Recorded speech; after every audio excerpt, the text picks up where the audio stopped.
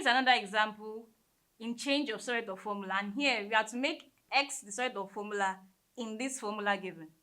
Remember, to do that, that means we have to solve for x in this equation. That is, only x has to stand at one side of the equation and every other term at the other side of the equation. So let's start.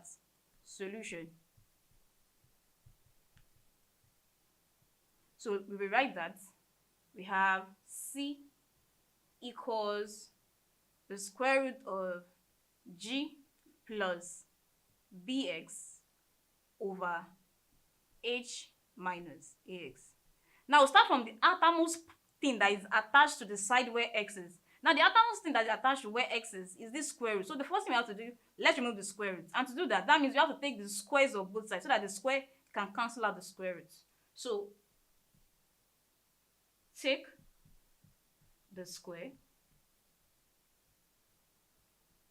of both sides. So we have c squared equals root of g plus bx over h minus ax. Then we square it so that this square can cancel out the square root. So here forward we have c squared equals g plus bx over h minus ax. And from here, let's remove this fraction. So to do that, we multiply both sides by h minus ax. Multiply both sides by h minus ax.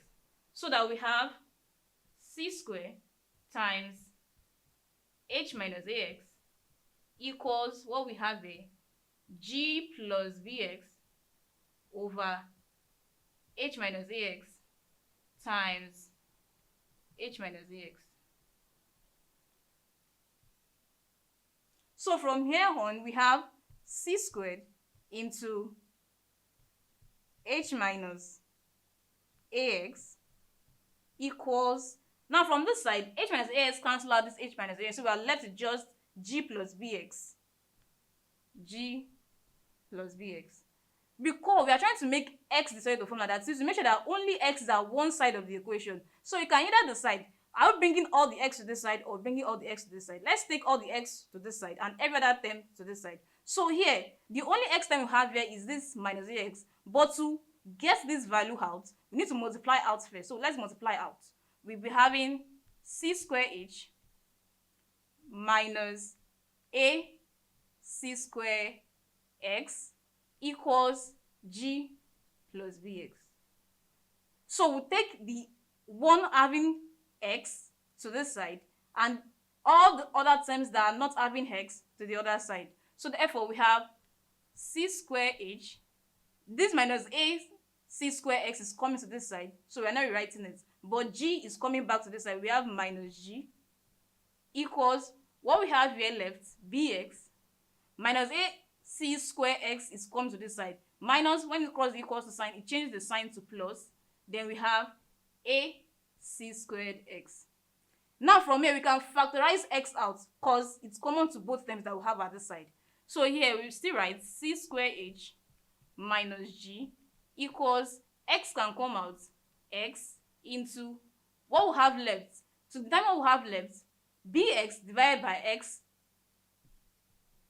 we have bx divided by x cancel out x, so we are left with b, so that means we have b plus, same thing here, ac squared x divided by x cancel out x, so we have ac squared. And from here, we have already factorized x out, x standing alone, but it is still being attached to this b plus ac squared. So to remove this thing that is attached to it, we divide both sides by this coefficient, this expression multiplying x. So from here forward, divide both sides by b plus ac squared. So here we have c square h minus g equals b plus ac squared equals x into b plus ac squared over b plus ac squared. So b plus a squared here cancel out b plus a squared here. So we have just x at this side, and that gives us c square h minus g over b plus ac squared equals x, which we can write as x can be at this side and this can be at this side. That is, we can have x equals c square h minus g over b plus ac squared. It's just like having 5 equals to x and x equals to 5. They are basically the same thing. And here, we've been able to successfully make x the subject of the formula. Thank you.